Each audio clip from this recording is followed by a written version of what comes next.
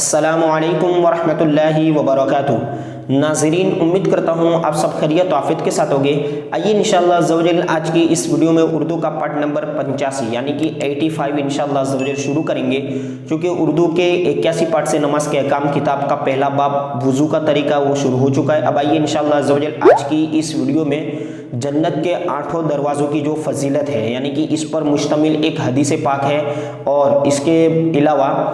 وضو کے بعد سورہ قدر پڑھنے کی فضیلت، اور ایک ایسا عمل وضو کے بعد جس سے مطلب کہ نظر کمزور نہیں ہوگی، اور وضو کے جو 4 فرائض ہیں جن کا وضو میں ہونا ضروری ہے، اور لاسٹ جو عنوان ہوگا ہمارا، جو لاسٹ پیراگراف وہ ہوگا دھونا، یعنی کہ جو ہم فرائض میں پڑھتے ہیں چہرہ دھونا، ہاتھ دھونا، ٹھیک ہے، تو وہ دھونا سے کیا مراد ہے، کتنا دھونا ہے، کیسے دھونا ہے، کتنا دھونے سے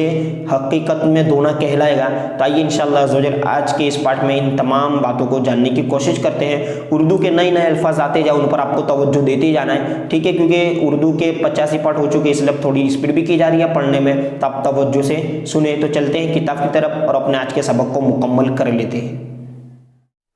تو آئیے یہاں سے انشاءاللہ کنٹینیو کرتے ہیں۔ وضو کا طریقہ ہو چکا بھائیا، کچھ حادثے ہیں وضو کی فضیلت پر مشتمل۔ تو آپ دیکھ سکتے ہیں یہاں پر جو ہیڈنگ ہے وہ جنت کے 8 ہے نا، الف پر مد ہو تو وہ آ پڑھیں گے، اور یہ ٹھ اور واو، 8 دروازے کھل جاتے ہیں، کیونکہ زیادہ دروازے نا اس لیے جمع ہے، اس لیے وہاں پر گننا کیا۔ آئیے آگے پڑھتے ہیں۔ حدیث پاک میں ہے جس نے اچھی طرح، دیکھیے چھ اور ہاں مل کر 6 بن جائے تو ہم پڑھ چکے ہیں، اچھی طرح وضو کیا اور کلمہ شہادت، دیکھیے لاسٹ میں اگر ہا ہوگا نا اور اس کے بعد دوسرے کلمے کی اضافت یعنی اس کو ملانا ہے، تو وہاں پر اس طرح کی ایک لائن یعنی حمزہ کی طرح یہ لکیر بنا دی جاتی ہے، ٹھیک ہے، آپ دیکھ سکتے ہیں یہ، تو اس کو ملا کر پڑھیں گے کلمہ شہادت، ٹھیک ہے، کلمہ شہادت یعنی دوسرا کلمہ، دویم کلمہ شہادت جو ہم پڑھتے ہیں، دوسرا کلمہ پڑھا، اس کے لیے جنت کے 8 دروازے کھول دیے جاتے ہیں، ٹھیک ہے، جس سے چاہے اندر داخل ہو۔ آئیے نیکسٹ پیج کو بھی ہم پڑھ لیتے ہیں۔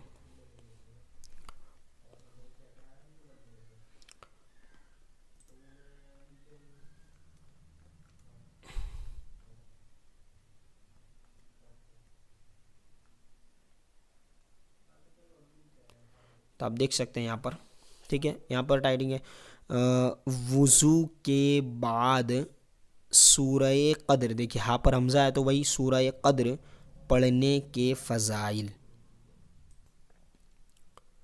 یہاں سے بتایا جا رہا ہے، حدیث مبارک میں ہے، حدیث پاک، حدیث مبارک، ٹھیک ہے، جو وضو کے بعد ایک مرتبہ سورہ قدر ہے نا، انا انزلناہ فی لیلۃ القدر 30ویں پارے میں سورہ قدر پڑھے تو وہ صدیقین میں سے ہے یعنی سچوں میں سے، اور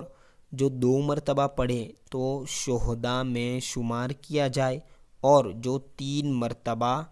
3 ٹائمز پڑھے گا تو اللہ عز و جل میدان محشر یعنی محشر کے میدان میں اسے اپنے انبیاء کے ساتھ رکھے گا۔ سبحان اللہ۔ آئے آگے بہت بہترین معلومات ہیں، ٹھیک ہے، ٹائٹل کیا ہے، ہیڈنگ نظر کبھی کمزور نہ ہو، کیسے، جو وضو کے بعد آسمان کی طرف دیکھ کر سورہ انا انزلناہ یعنی وہی سورہ قدر پڑھ لیا